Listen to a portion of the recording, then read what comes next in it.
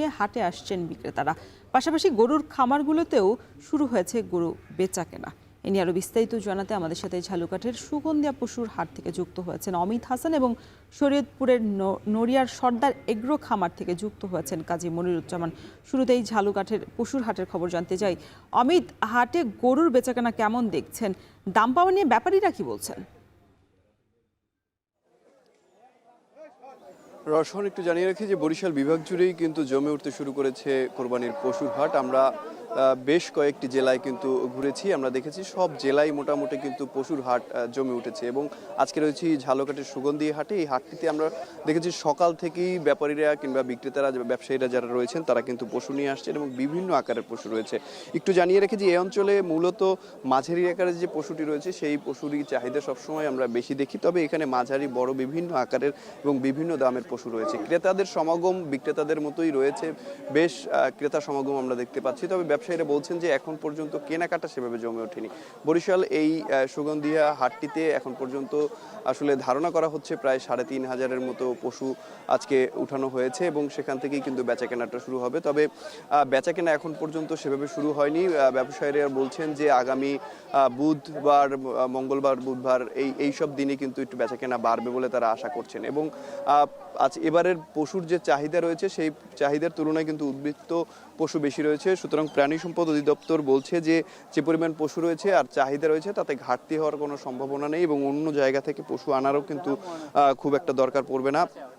যে পরিমাণ চাহিদা রয়েছে, দেশীয় যে পশু রয়েছে সেটা দিয়েই সেই চাহিদা পূরণ করা সম্ভব হবে। এবং আপনারা দেখছেন যে বরিশালের এই ঝালকাঠি জেলার যে সুগন্ধিয়া হাটটি রয়েছে সেই হাটটি কিন্তু এই অঞ্চলের বেশ পরিচিত এবং দূর দূরান্ত থেকেও কিন্তু ক্রেতা বিক্রেতা সবাই এখানে আসছে কুরবানির পশু বেচাকেনা এবং ক্রয় করার উদ্দেশ্যে। বিশেষ করে এই অঞ্চল ছাড়াও রংপুর, ঠাকুরগাঁ, সাতক্ষীরা, খুলনা অঞ্চলের পশু কিন্তু এখানে নিয়ে এসে বিক্রি করা হচ্ছে এবং ক্রেতারা যারা রয়েছে তারাও কিন্তু শুধু এই অঞ্চলের না, বরঞ্চ পটুয়াখালী অন্যান্য যে জেলাগুলো রয়েছে সেখান থেকে এখানে আসছে এবং পশু কেনার জন্য তারা কিন্তু অপেক্ষা করছে। এবং ক্রেতারা বলছেন দাম গতবার বছরের তুলনায় কিছুটা বেশি, যার কারণে কিন্তু তারা যাচাই বাছাই করছেন, বিভিন্ন হাট ঘুরছেন এবং এই হাটটিতেও কিন্তু তারা ঘুরছেন এবং পছন্দ হলে সেই পশুটি তারা ক্রয় করছেন কোরবানির জন্য। এবং একটু জানিয়ে রাখি যে বরিশাল মহানগরীতে এবছর কিন্তু 8টি হাট রয়েছে, স্থায়ী অস্থায়ী মিলিয়ে। সেখানে স্থায়ী 2টি হাট রয়েছে এবং অস্থায়ী 6টি হাট রাখা হয়েছে। এছাড়া বিভাগে 68টি হাট রয়েছে স্থায়ী অস্থায়ী মিলিয়ে। সবগুলো হাটই মোটামুটি প্রস্তুত করা হয়েছে পশু বিক্রির জন্য। তো এখন পর্যন্ত মহানগরীর যে হাটগুলো রয়েছে সেগুলো সেভাবে জমে না উঠলেও আশেপাশের জেলা উপজেলায় যে হাটগুলো রয়েছে সেগুলোতে আমরা দেখেছি যে ক্রেতা বিক্রেতাদের সমাগম বেশ ভালো রয়েছে এবং ব্যাপারী এবং খামারি যারা রয়েছেন তারাও কিন্তু গরু নিয়ে আসছেন বিক্রির উদ্দেশ্যে। এবং একটু জানিয়ে রাখি যে বরিশালের যে হাটগুলো রয়েছে সবগুলো হাটেই আমরা দেখেছি যে বিভিন্ন জেলা থেকে আগত যে খামারিরা তারাই কিন্তু পশু নিয়ে আসছে এবং সেই পশুগুলোই কিন্তু এখানে আসলে বিক্রির উদ্দেশ্যে রাখা হয়েছে। এবং ক্রেতারা বলছেন যে দেখা যাচ্ছে যে দাম এখনও ব্যবসায়ীরা ছাড়ছেন না, তবে দামটি যদি একটু সহনীয় পর্যায়ে কিংবা তাদের আয়ত্তের মধ্যে কিংবা বাজেটের মধ্যে চলে আসে সেক্ষেত্রেই তারা কিন্তু সেই পশুটি কিনে ফেলছেন। এবং ব্যবসায়ীরা বলছেন যে গোখাদ্যের দাম বাড়ার কারণে কিছুটা দাম বাড়তি, তবে গত বছরের তুলনায় খুব একটা কিন্তু এবছর গরুর দাম বাড়েনি বলে তারা দাবি করছেন। তো বরিশালে ঝালকাঠির সুগন্ধিয়া হাট থেকে এই ছিল আমার কাছে সবশেষ। রওশন, এবার আমরা শরীয়তপুরের খবর জানতে চাই। মনির, খামারে গরুর বেচাকেনা জমে উঠেছে কিনা, বিশেষ করে পশুর হাট থেকে খামারগুলোতে ভিড় কেমন দেখছেন? রওশন, খামারিরা কিন্তু হতাশ। তারা বলছেন যে অন্য বছরের তুলনায় কিন্তু এবছর খামারগুলিতে ক্রেতাদের উপস্থিতি কম এবং যে সকল ক্রেতারা আসছেন তারা কিন্তু দামও কম হাঁকাচ্ছেন।